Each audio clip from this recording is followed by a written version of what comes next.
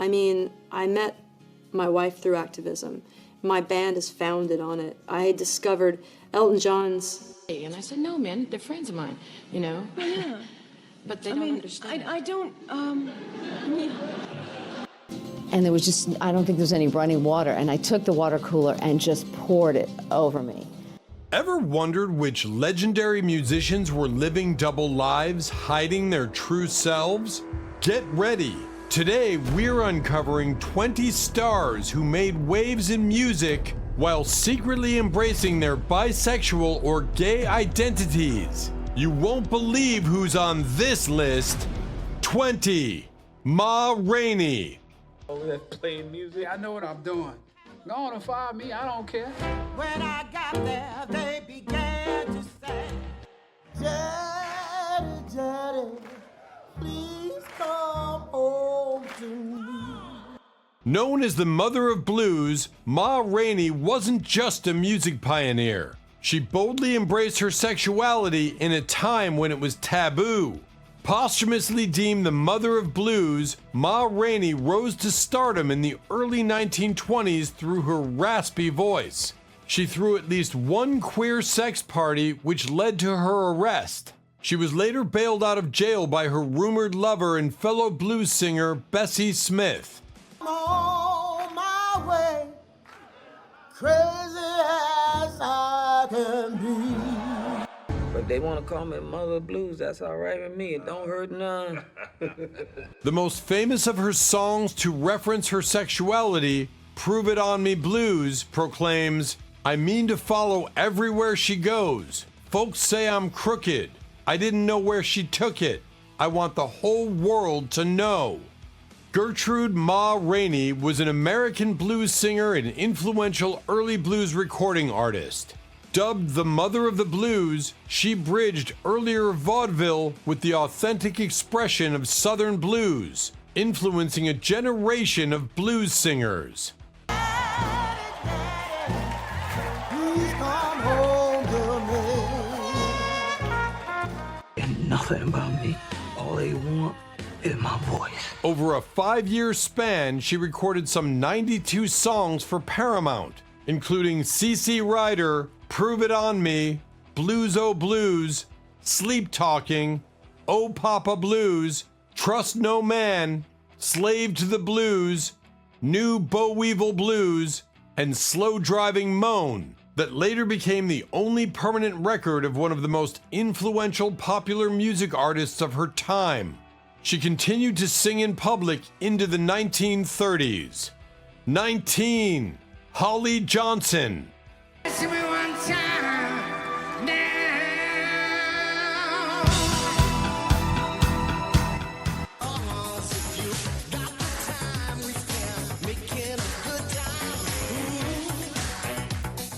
Holly Johnson of Frankie Goes to Hollywood has faced a journey of triumph and struggle.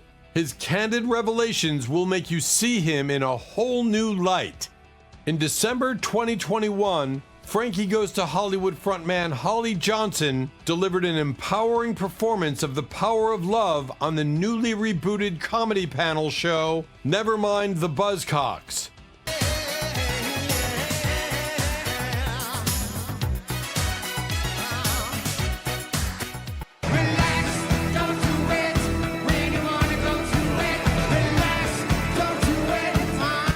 Making his appearance all the more impactful was the fact that Johnson was diagnosed with HIV in 1991 and did not expect to live through the rest of the 90s, let alone make it into the 2020s. His 1994 memoir, A Bone in My Flute, details his exceptional career as well as his struggles with life, sexuality, and everything in between.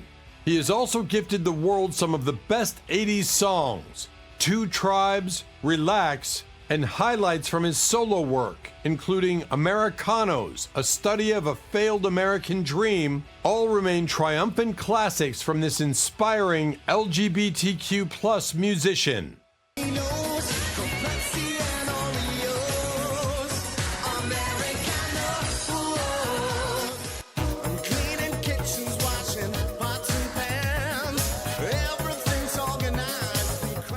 William Hawley Johnson is an English artist, musician, and writer, best known as the lead vocalist of Frankie Goes to Hollywood, who achieved huge commercial success in the mid-1980s. Their first single, Relax, was playlisted by BBC Radio 1 and then banned by the corporation because of its lyrics and video.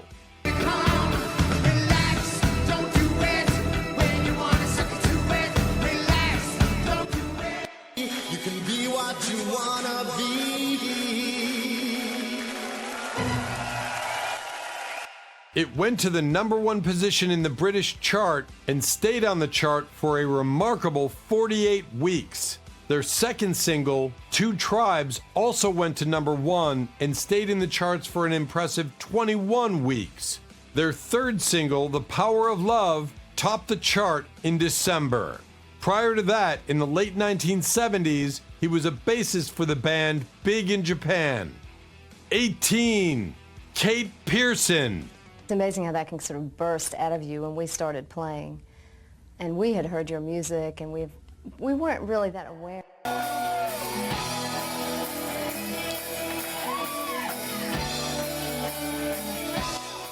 Her colorful style and iconic hits with the B-52s made her a household name.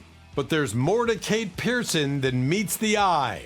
As 1/4 of the B-52s, the Athens, Georgia band who saw mainstream success in the late 70s with Rock Lobster, and then again in the 80s with Love Shack, Kate Pearson, who declared herself bisexual in 2015, helped make the group's LGBTQ+ affiliation obvious to anyone paying attention. The signature vocal, it's so wonderful because that really, when you hear that, you know it's Yoko Ono. It's such a wonderful sound.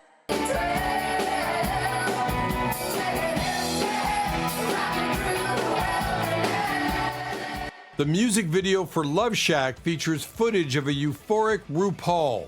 The band enjoyed an impressive following throughout the 80s and worked with the likes of Talking Heads frontman David Byrne and legendary DJ Shep Pettibone, but went on hiatus after guitarist Ricky Wilson died of AIDS in 1985. The band reformed 3 years later and continued to tour to this day.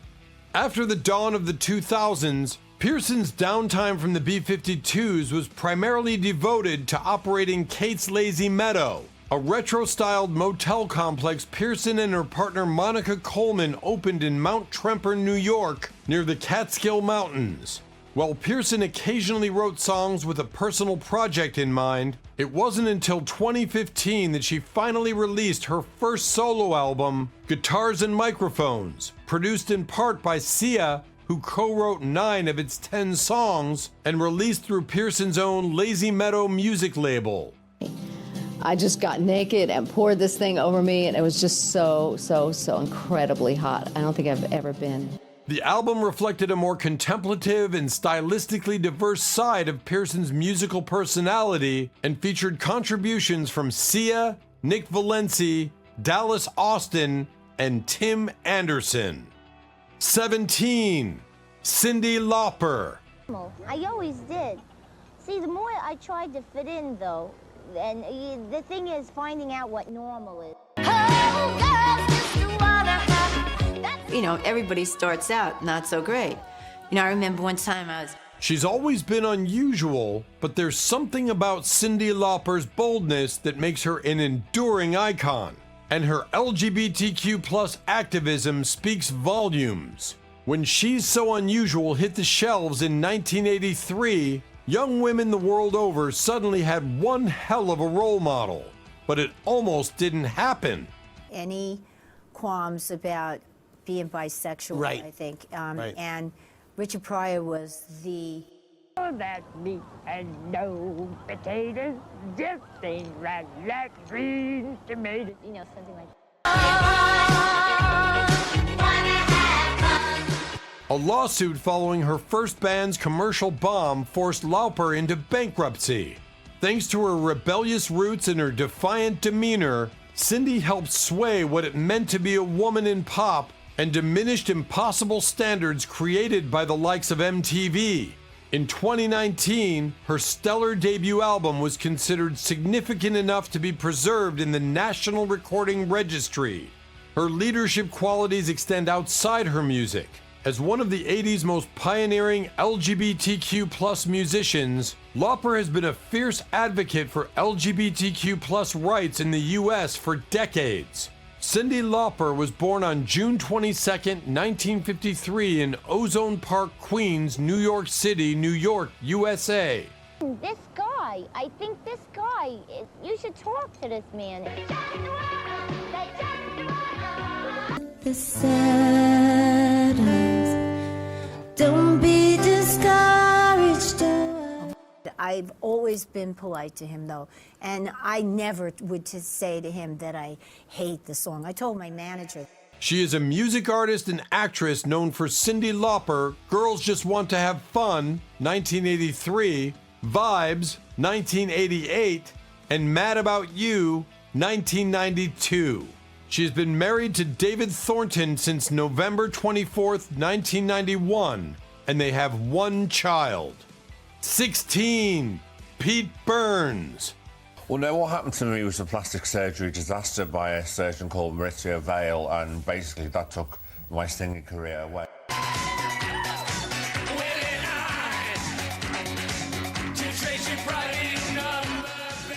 His flamboyant style and unforgettable voice made him a star, but Pete Burns had more layers than people knew, and he didn't care for labels.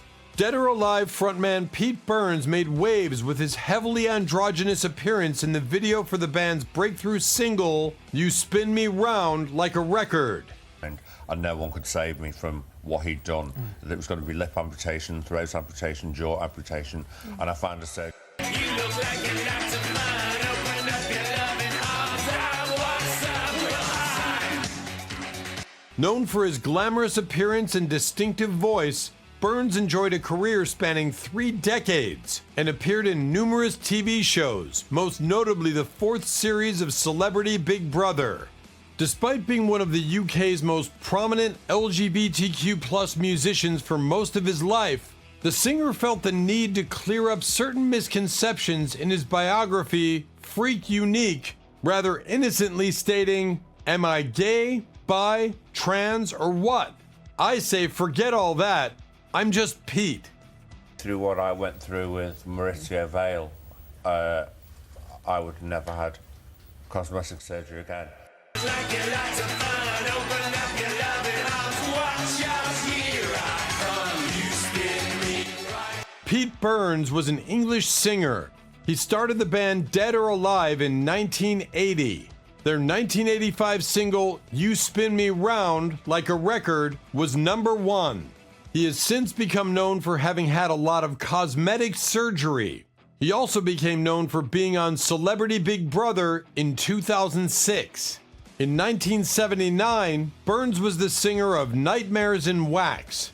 In 1980, he started Dead or Alive. In April 1984, Dead or Alive released their first album, Sophisticated Boom Boom.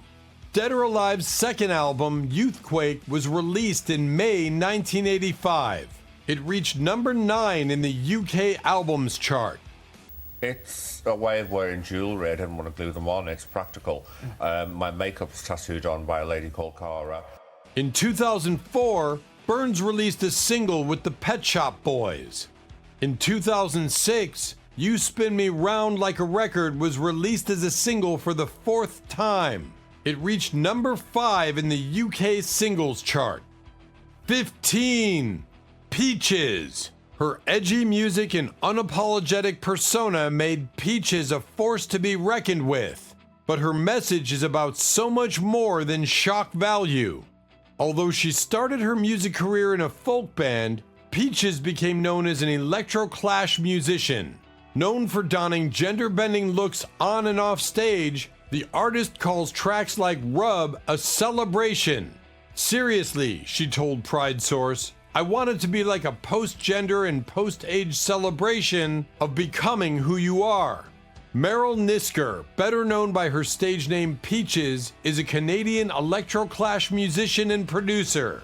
Born in Ontario, Peaches began her musical career in the 1990s as part of a folk trio, Mermaid Cafe. In 1995, she established a rock band, The Shit.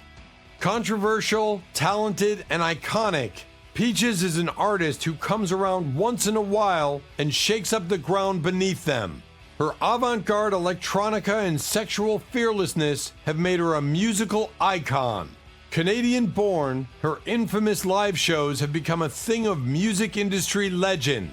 With an early music career in folk, she later joined forces with Chili Gonzalez, relocated from Toronto to Berlin, played one spontaneous over-the-top gig, and got a record deal with independent label Kitty Yo.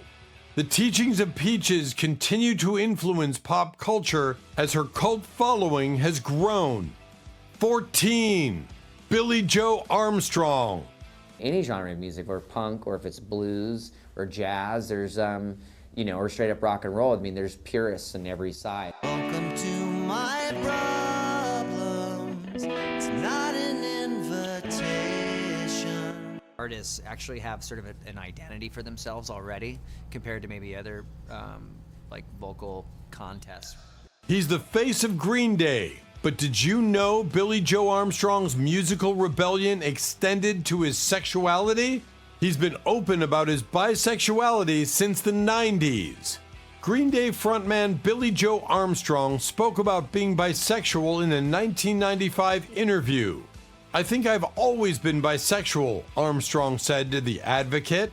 "I mean, it's something that I've always been interested in. I think people are born bisexual. And it's just that our parents and society kind of veer us off into this feeling of, oh, I can't. They say it's taboo. It's ingrained in our heads that it's bad when it's not bad at all. It's a very beautiful thing." The story that you had in your head, just that it's, that was in the record for American Idiot, and suddenly get Difficult, to try to find that line. And I think that's what makes it great singers, if they're able to do that. Billie Joe Armstrong is an American musician and actor. He is best known for being the lead vocalist, guitarist, and primary songwriter of the rock band Green Day, which he co-founded with Mike Dirnt in 1987. In 1990, Armstrong met Adrian Nesser at one of Green Day's early performances in Minneapolis, Minnesota. They married on July 2nd, 1994, and the day after their wedding, Adrian discovered she was pregnant. Their first child, Joseph Marciano Armstrong, who was born on February 28, 1995, now plays drums in a Berkeley-based band named Emily's Army. Their second child, Jacob Danger Armstrong, was born on September 12, 1998. Billie Joe is the co-owner of Adeline Records along with his wife. 13. Katie Lang.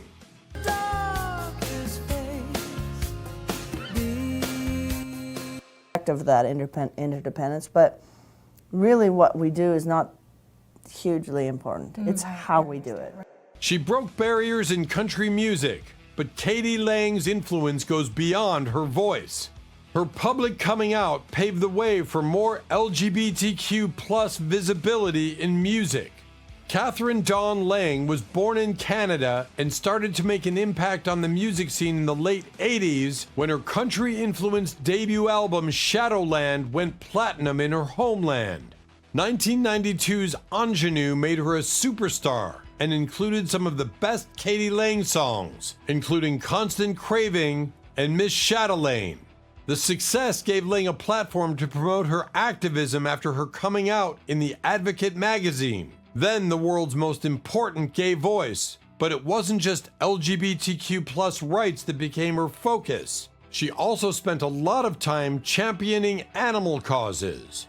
Lang's recording career has been relatively quiet of late, but she still makes periodic film and TV cameos, and her place among the most pioneering LGBTQ plus musicians is assured. 12. Germaine Stewart. Germaine Stewart's hit, We Don't Have to Take Our Clothes Off, was a feel-good anthem, but behind the scenes, his life was anything but easy as a gay black man in the 80s. We Don't Have to Take Our Clothes Off remains Germaine Stewart's crowning achievement. Despite a general and perhaps undeserving lack of commercial success, Stewart's magnum opus is larger than life and celebrates everything flamboyant about the mid-'80s. Larger than life would also be an apt way to describe the Ohio singer who learned his trade as a soul music dancer in Chicago and later worked closely with Culture Club. Remember him this way, as opposed to another harrowing statistic due to AIDS, which cut his life unfairly short at just 39 years old. It couldn't have been easy to be a gay black man in the 80s, in or out of the closet. Stewart didn't possess the cultivated, rough-hewn masculinity that allowed George Michael to pass for straight.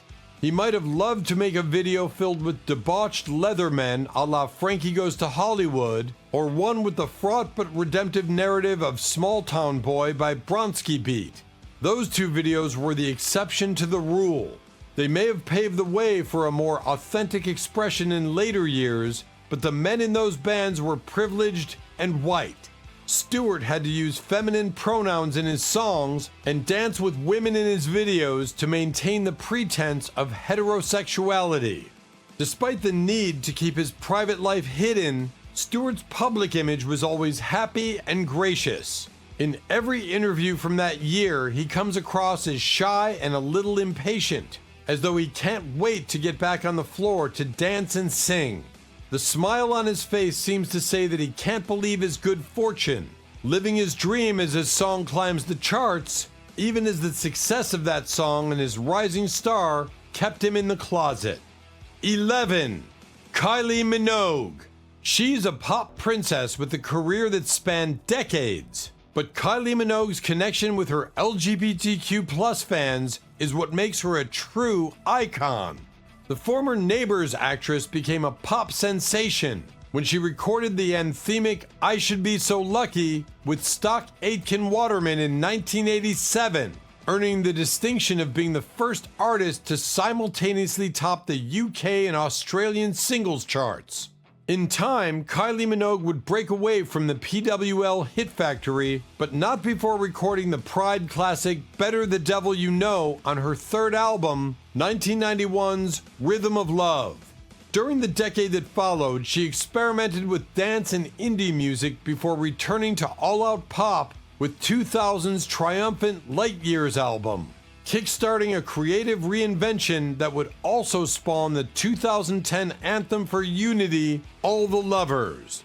Kylie's unique connection with her LGBTQ+ fans has been a powerful constant in a career that has outclassed and outlasted early expectations. Cementing her place as one of the most iconic LGBTQ+ musicians in the world, in 2023, she headlined the opening of World Pride in Sydney, the first time the celebration had been staged in the Southern Hemisphere.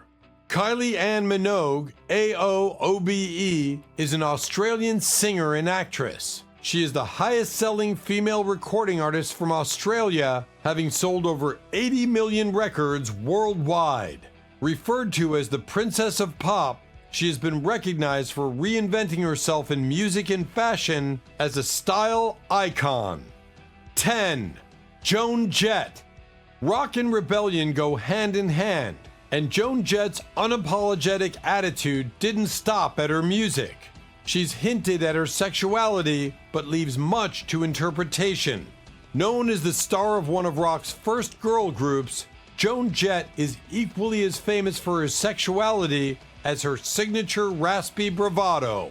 Despite this, she's been infamously cagey about her romantic and sexual relationships. When asked about her sexuality in 2018 during an interview with the New York Times, Jett referred to a pendant she was wearing, two axes crossing each other inside of two women's symbols crossing each other. I don't know how much more you can declare, the singer stated. Joan Jett is an American rock singer, guitarist, songwriter, record producer, and actress. She is best known for her work as the frontwoman of her band Joan Jett and the Blackhearts, and for founding and performing with the Runaways, who recorded and released the hit song Cherry Bomb. 9. Jason Moraz. Jason Mraz's chill vibes and catchy songs made him a favorite, but his exploration of his sexuality has brought him a new level of self-awareness. Singer and songwriter Jason Moraz said Two-Spirit is the best identifier for his sexuality. After penning a poem for Billboard magazine during 2018's Pride Month, Moraz got some attention for the line, "I am by your side." "Honestly, I didn't realize it was going to be so telling," Moraz told Billboard, "but I've had experiences with men even while I was dating the woman who became my wife. It was like, wow, does that mean I am gay? And my wife laid it out for me. She calls it Two-Spirit, which is what the Native Americans call someone who can love both man and woman. I really like that." Jason Thomas Moraz is an American singer-songwriter and guitarist. He rose to prominence with the release of his debut studio album, Waiting for My Rocket to Come, which spawned the single The Remedy, that peaked at number 15 on the Billboard Hot 100 chart. 8. Luther Vandross. He was a soul legend with a velvet voice, but Luther Vandross faced a lifelong struggle with publicly embracing his sexuality until Patti LaBelle revealed what many suspected. One of the best soul singers of the 80s, Luther Vandross had one of the finest voices in the industry. And after years of backing vocal duties for such acts as Diana Ross, David Bowie on the Young Americans album, and Donna Summer, he finally landed a solo deal at the start of the 80s. 1981's Never Too Much secured him 2 Grammy nominations for Best New Artist and Best Male R&B Vocal Performance, and it still ranks among the best love songs in pop history. The hits continued across the decades, including Stop to Love and I Really Didn't Mean It, but 2003 saw Vandross reach a critical peak with the release of Dance with My Father, winning the Song of the Year and Best Male R&B Vocal Performance Grammys the following year. Vandross had struggled with ill health in his later life, and he passed away little more than 16 months later. Patti LaBelle nearly broke the internet after she posthumously outed R&B superstar Luther Vandross on live television. During a recent interview on Bravo's Watch What Happens Live with Andy Cohen, LaBelle confirmed what had long been rumored for decades about the R&B crooner. He was a gay man. What's more, LaBelle revealed that her departed musical peer and best friend struggled throughout his life to come out publicly. He did not want his mother to be upset, although she might have known. He wasn't going to come out and say this to the world, she revealed, and he had a lot of lady fans. He told me that he just didn't want to upset the world, she added. It was hard for him. 7. Brandy Carlile. From folk to alternative country, Brandy Carlile's genre-crossing music is as powerful as her story of coming out at 15 and how it shaped her career. Perhaps one of the most expansive music careers goes to Brandy Carlile, whose work can be described as anything from folk to alternative country. The singer-songwriter came out as gay at 15 after watching Ellen DeGeneres come out on her sitcom Ellen in 1997. Brandy Marie Carlile is an American singer-songwriter and producer. Her music spans different genres, including folk rock, alternative country, Americana, and classic rock. Born in Ravensdale, Washington, a rural town southeast of Seattle, Carlile dropped out of high school to pursue a career in music. She has been married to Katherine Shepard since September 15, 2012, and they have 2 children. 6. Dusty Springfield. Her soulful voice made Dusty Springfield a star in the 60s, but her battles with identity and sexuality were just as compelling as her music. One of the greatest female singers of the 60s, Dusty Springfield first broke through with her brother in the folk trio The Springfields, before 1963's I Only Want to Be With You launched her solo pop career. Many hits followed across the decade, and she became a BBC TV star with her own show. But the 70s were less fruitful, and she staged many unsuccessful comebacks while becoming more open about her sexuality. Rightly recognizing Springfield as one of the most pioneering LGBTQ+ artists of the 60s, Pet Shop Boys finally revived the singer's fortunes when they partnered with her on 1987's What Have I Done to Deserve This? Springfield recorded more tracks with the duo and issued 2 further albums, including 1995's melodic gem A Very Fine Love before her untimely death from cancer at the close of the millennium. Mary Isabel Catherine Bernadette O'Brien, OBE, better known by her stage name Dusty Springfield, was an English singer. With her distinctive mezzo-soprano sound, she was a popular singer of blue-eyed soul, pop, and dramatic ballads, with French chanson, country, and jazz in her repertoire. 5. Bessie Smith. She was the Empress of Blues, and Bessie Smith's boldness extended to living her truth at a time when most wouldn't dare. Known as the Empress of Blues, Bessie Smith rose to fame during the Harlem Renaissance for her strong, low vocal tone. Like her mentor and rumored partner Ma Rainey, Smith was unabashed about her sexuality. So much so that one of her songs, The Boy in the Boat, declares, "When you see 2 women walking hand in hand, just look them over and try to understand. They'll go to those parties, have the lights down low. Only those parties where women can go." Bessie Smith was an African-American blues singer widely renowned during the Jazz Age. Nicknamed the Empress of the Blues, she was the most popular female blues singer of the 1930s. 4. Little Richard. Rock and roll's roots run deep with Little Richard, but his inner turmoil between sexuality and faith was a constant battle, one that shaped his legacy. One of the most influential black musicians of all time, Little Richard helped invent rock and roll music. From his humble beginnings in Macon, Georgia, where he was born Richard Wayne Pennyman, to commanding crowds of thousands in theaters and music venues across the U.S., Little Richard paved the way for rock and blues structured music to become the dominant form of pop for the next half-century. Less well known is his prolonged inner conflict between his sexuality and his religious beliefs, a decades-long struggle that for a period saw him quit rock and roll for the church.